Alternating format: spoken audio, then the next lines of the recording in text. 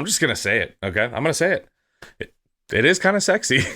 At this point in the JoBlo Originals lore, you guys know we are constantly making an effort on this channel to revive people's consciousness of pulp series being adapted into movies. And while I am glad to see that you guys are enjoying things like our coverage of The Phantom or Darkman or The Shadow, I think it's about time we cover one of the big ones. I'm talking about a hero that not only predates Batman, but simply put, is the reason Batman exists. That's right, folks. Today we are going to be taking a look at The Mask of Zorro, one of the many adaptations of this character and arguably the best one. I'm excited to cover this movie and I'm sure you guys are excited to see it. So let's get into it.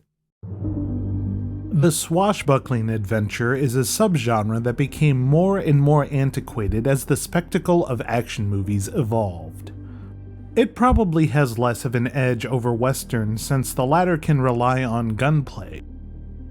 But sword-fighting films have roots in Hollywood since the Golden Era with movies like Robin Hood, The Three Musketeers, and countless pirate films. In fact, it was the Pirates of the Caribbean franchise that brought swashbucklers into a whole new world with modern audiences.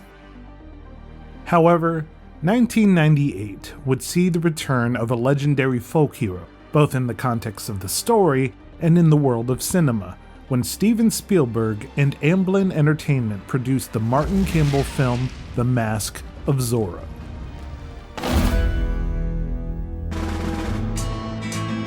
Zorro was created in 1919 by Johnston McCulley.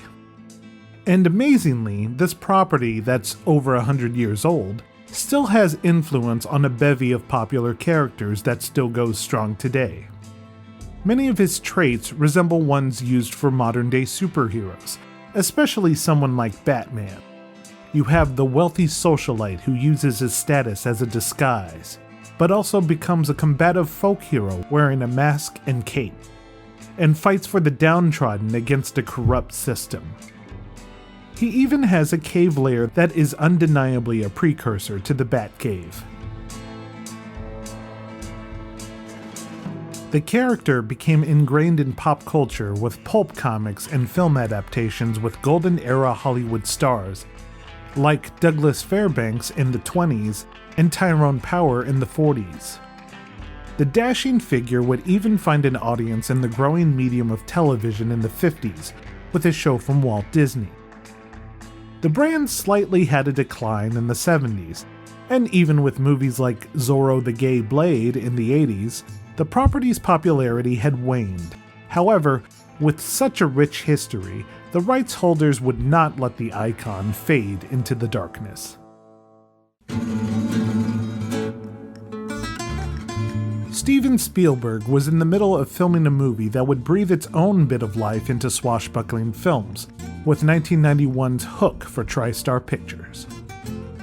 It was at this time that the head of the studio approached him about getting involved with a possible Zorro film.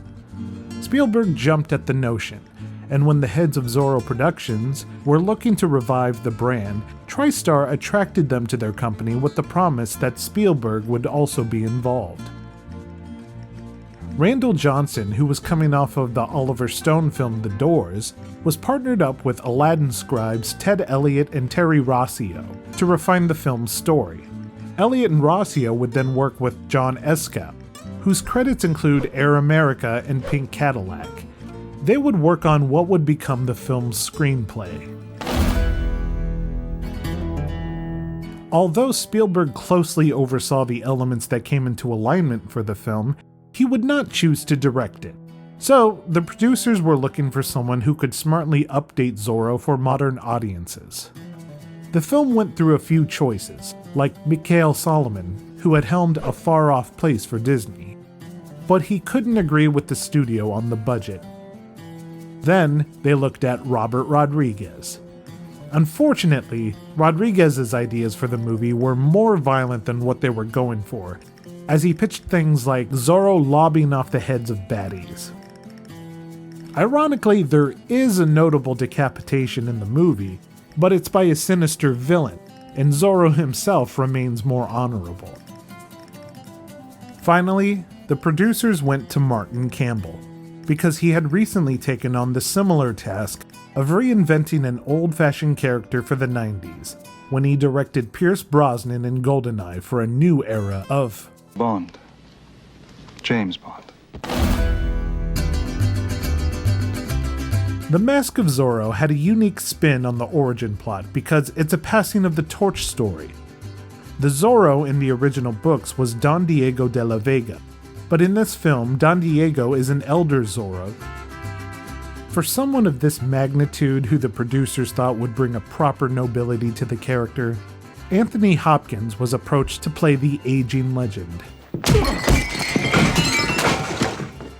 However, at the time, Hopkins was suffering from a bad back that the actor felt would physically hinder him to play Zorro, and he passed on the offer. Fortunately, while the project was still being developed, Hopkins, who was filming The Edge at the time, got laser surgery on his back, which made it as good as new, and he was able to come back around and play Don Diego de la Vega for the film. In the original Zorro backstory, Don Diego was the son of a nobleman named Don Alejandro, but for the film, the lore was switched up a bit so that Diego's apprentice becomes a former street hustler who sported the name Alejandro. For this role, it was no question for the creative team to get Antonio Banderas. Just a few years earlier, Banderas would hit the action scene with Desperado. Let's play. Which was made by the former director in consideration, Robert Rodriguez. The filmmakers knew Banderas was tailor-made for the film, as he was proven to be dashing, physical, humorous, romantic, and theatrical. He perfectly embodied everything they were looking for in a modern-day interpretation. Part of the old-school adventure in The Mask of Zorro was the romance element, and the filmmakers lucked out on an amazing breakthrough talent.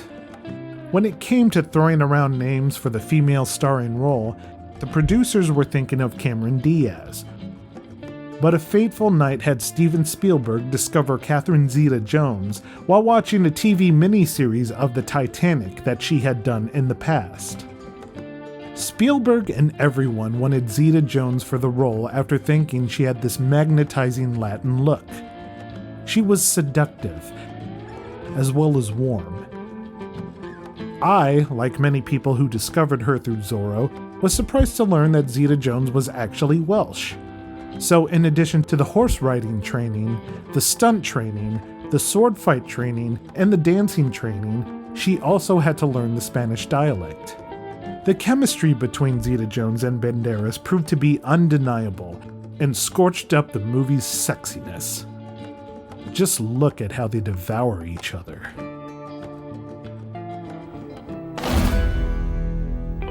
The main villain in the film went to Stuart Wilson, who plays Rafael Montero.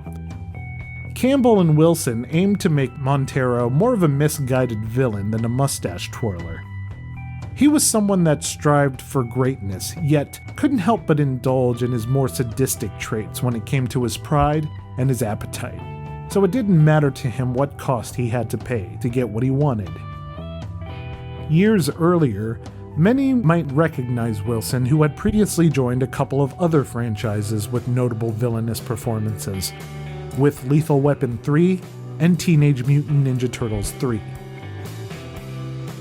Montero would work with an American liaison, Captain Love, who Martin Campbell described as a straight-back military man who had a warped sense of honor.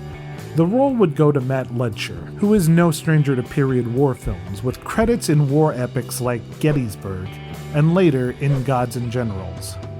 Ledger said he and the filmmakers were inspired by a young General Custer, and modeled Captain Love to be dashing and heroic, while also making him crazy and evil.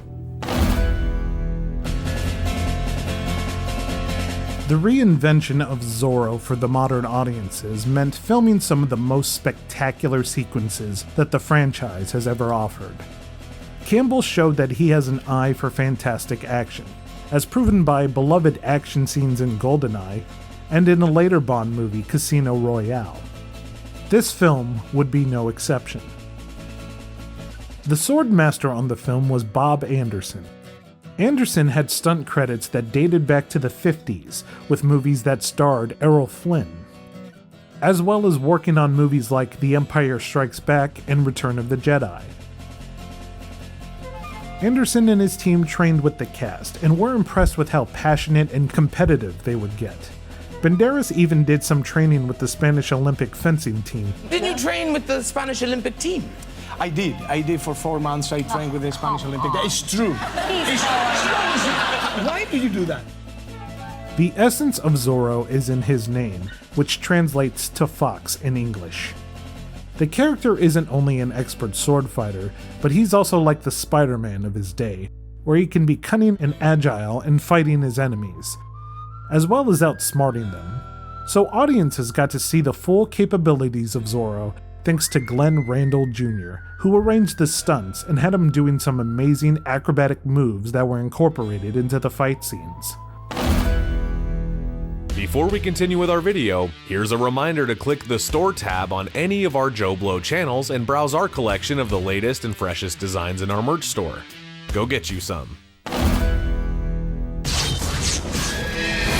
America's best critics are raving about the summer's most entertaining movie. The Mask of Zorro was released in July of 1998 and received a predominantly positive critical reception, citing how much of a throwback it was to the old days of Hollywood. The film became a commercial success with a worldwide gross of over $250 million on a $95 million budget. The film was ripe for a new franchise, but unfortunately its follow-up, The Legend of Zorro, wouldn't be as successful with a lower global earning. This sequel had come out 7 years after the original, after the iron had cooled. Plus, critics cited that the troubled marriage plot that the movie had was underwhelming. While there haven't been any movies to revamp the brand ever since, there have been international TV shows from both Spain and France that tackled the property as recent as 2024. Also, a planned Disney series with Wilmer Valderrama is reportedly on the way. It seems like fans will have to be patient for news on a new movie reboot, but when the world needs a hero, he will ride again.